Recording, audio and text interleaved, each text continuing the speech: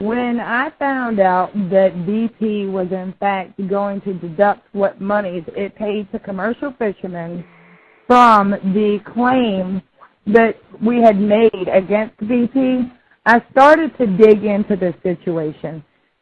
So I finally got a hold of Darrell Willis, who is in fact the BP person on the commercials with CNN, saying that he's born and raised in Louisiana and they're going to make it right and so on and so forth. And once I had spoke to him, he asked me to put into a summary what my complaint was.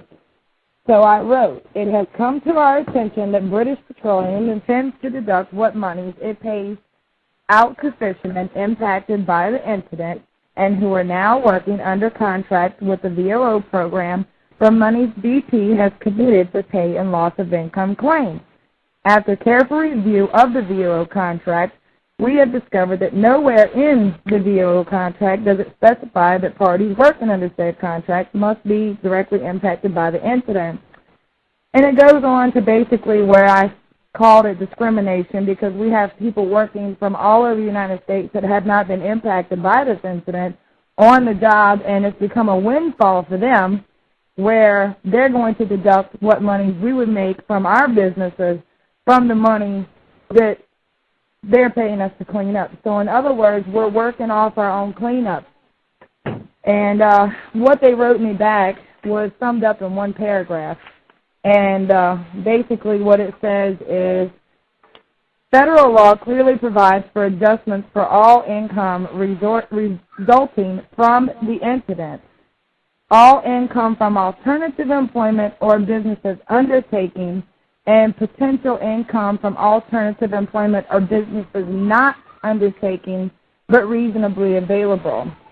So they're going to deduct what money we make off of our claim in its entirety, and that anyone who has made a claim against them, any income resulting from this incident, they are going to deduct from our claim. That's insane. That's insane. And I think it's even a little worse. I think it's even a little worse than that. Key word. Yeah, you have to listen to the key word here. And potential income from alternative employment or businesses not undertaken but reasonably available. Do you understand that? Yes, that's what I was going to say. They're talking about right there, if you refuse to work for them, it can actually nullify your claim for damages, because they're treating it like unemployment does. Say if a temp service offers you employment and you don't want to go work for a temp service because it might only be one day a week and it'll cost you your unemployment, out in California that can completely disqualify you from a benefit for turning down work. And it's the same phrase they use in California. So it sounds to me like even if you have damage and you don't want to work for BP, they can nullify your claim based on you refusing the opportunity for work, is what it sounds like to me. That's exactly what it is. I had a human rights attorney look at both of the letters, and she was just screaming and freaking out about the situation, because she also represents a lot of our fishermen from Plaquemines Parish, West and East Bank. And this is something that I have actually emailed to CNN, ABC, NBC, PBS, all the mainstream media, and unfortunately, they have, in fact, not responded.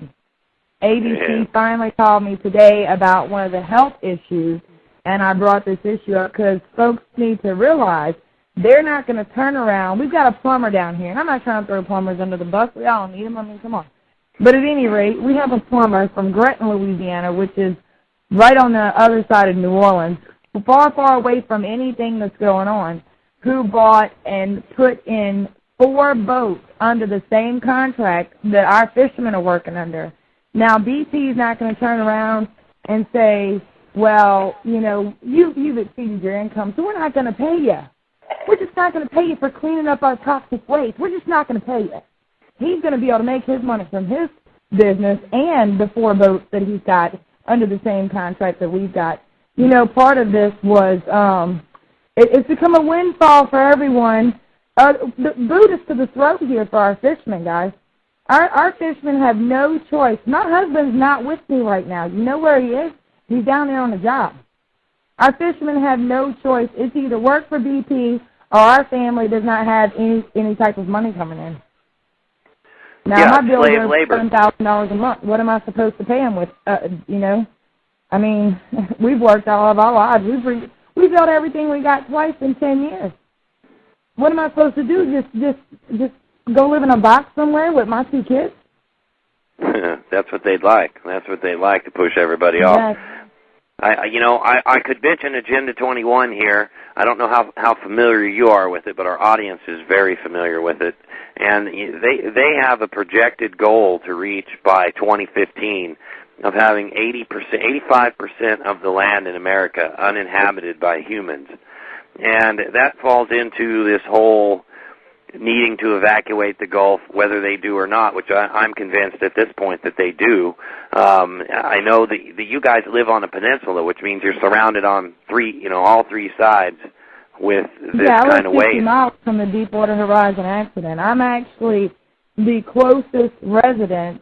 My home is the closest home to the Deepwater Horizon incident.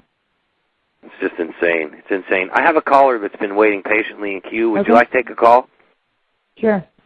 All right. Hold on a second. I think you'll be familiar with them. 603, you're live on Hardtail News with Doc and Kindra. Go ahead, state your name and your question. Hey, this is Kevin. How you doing, Kindra? Hey, Kevin. How's it going? I'm doing well. I figured I'd just ask you a quick question. Since your husband's still down there, what are his plans? I mean, does he plan on staying down there in the long term? Is he planning to evacuate? I'm really glad that you got you and your kids out of there, and I'm sure the rest of the audience is. I know we've all been really, really concerned about you, your safety, etc. And we're just wondering, is he getting out as well? He won't leave. He said he's not going to leave until he sees officials pulling out. If he sees officials pulling out, because I've told him about everything that I've learned. And I've begged, I've cried, I've pleaded, I've beat my head against the wall, I've screamed at him, I've done everything that I would normally do to him to get my way and make him leave, and he won't leave. So until the officials start pulling out, he's not going to leave. Well, I've got one other question, and then I'm gonna leave it at that. I saw some pictures today of the fish that were dead in Plaquemines. Is that accurate, or is that made up? That's accurate. You can't fake a photograph like that. I've seen the same photographs, and I made a call to an individual that's actually in that area that knows the person who put those photos on there.